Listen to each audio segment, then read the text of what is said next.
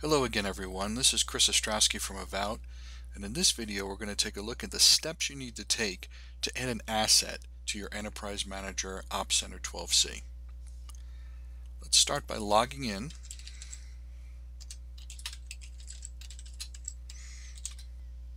And what we want to do at this point is add a new asset to our repository. There's a whole bunch of different ways you can do this. I'm going to show you the simplest way to add a new asset. On the left-hand side of the page under Navigation, you can see that we have all assets selected in the drop-down box, and we have all assets selected here in the tree. Depending on what we have selected here on the left-hand side of the navigation, the Actions window will change here on the right-hand side. If I have all assets selected, you can see that I have an Add Assets link here, so I'm going to click that. I'm going to be taken through a wizard that allows me to add different assets to my Op Center 12c repository.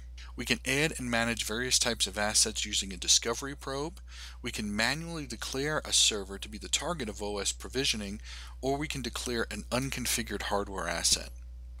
The easiest way to add assets is to use discovery probes, so I'm going to select the first radio button on this page of the wizard.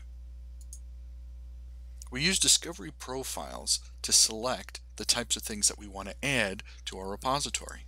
A discovery profile contains a lot of different pieces of information. Since we don't have any discovery profile set up yet, we'll have to create a new one the first time we use it. The whole point of a discovery profile is to save all of the information so we don't have to enter it over and over again.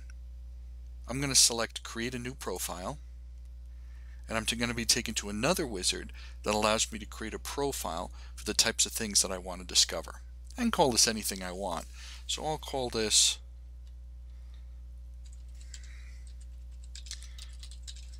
Hardware Profile 1.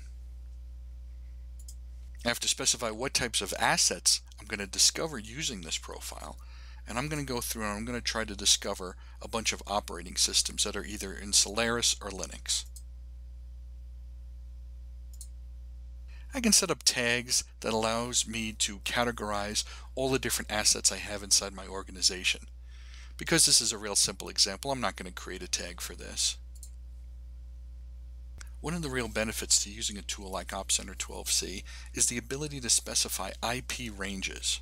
When I specify these IP ranges, it gives me the ability to do things in bulk to a whole bunch of servers inside of my organization with one click of the mouse.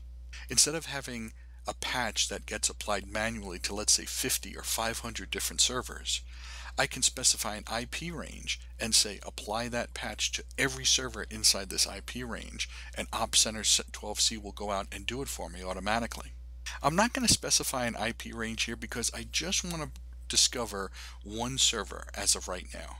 But remember that IP ranges are incredibly powerful. They allow you to do bulk actions on a bunch of your different servers or assets inside your organization with a single click of the mouse. I have to pass some kind of credential so that I can go out and I can discover each one of the different servers that I'm looking for. In this example, I'm only going to discover one server. Under normal circumstances, you would specify an IP range and say go out and discover all of the different servers within this IP range. In order to do that, I need to specify how I'm going to connect to each one of those servers. I don't have any discovery credentials defined yet because this is the first time I'm running through the discovery profile. So I'm going to have to select New here to create a new discovery profile.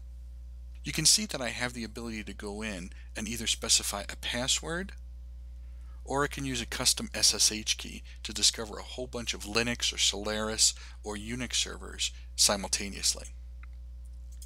I'm going to call this root credential, and I'm going to specify root password.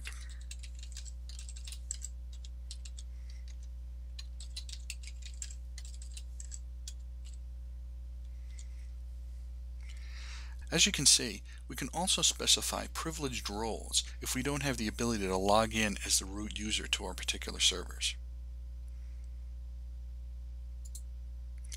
Now that I've created my root credential, I'm going to use that as part of this particular discovery profile. Under normal circumstances, you'll want to deploy an agent controller that goes along with each one of the servers that you discover as part of this discovery profile. An agent controller allows you to do advanced things on your server, like apply patches or get advanced metrics about what's going on your server at any particular time. So I'm going to leave this specified here as deploy agent controller. If everything looks okay as part of the summary, I'm going to click finish. Now that I've successfully created the profile, I'm taken back to the Add Assets page. If I had selected a bunch of IP addresses in the range as part of my profile, they would have shown up here. But because I didn't select anything, you can see this is left blank. So I'm going to specify the name of the server that I want to discover as part of this step. I have another virtual machine running with another flavor of Solaris running on it. I'm going to specify that as part of the IP address.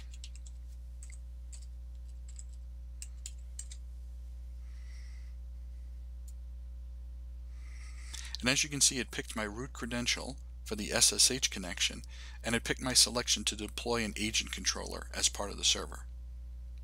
When I click Add Now, you can see that a job has been created called Add Assets. I can take a look at the job running and monitor it as it goes through and attempts to discover that particular server and add the agent controller on that server.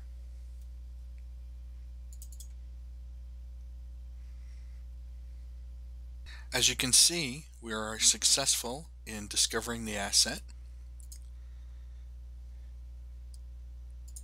If we look at running jobs, you can see that another job has been created called the agent provision job. We can monitor that job to make sure that the agent gets provisioned on our server successfully. And as you can see, we have successfully created the agent on the client machine that we were trying to put it on. So now that I click close, if I go to servers, in the previous video you noticed that I only had the OpsCenter 12C server listed here, which is what's actually running the enterprise controller. Now I've added a new asset. I've added this asset called Solaris 10 Vanilla, and that is also fully part of our repository here of OpsCenter 12C. So this video has successfully shown you how to add assets inside of your OpsCenter 12C environment.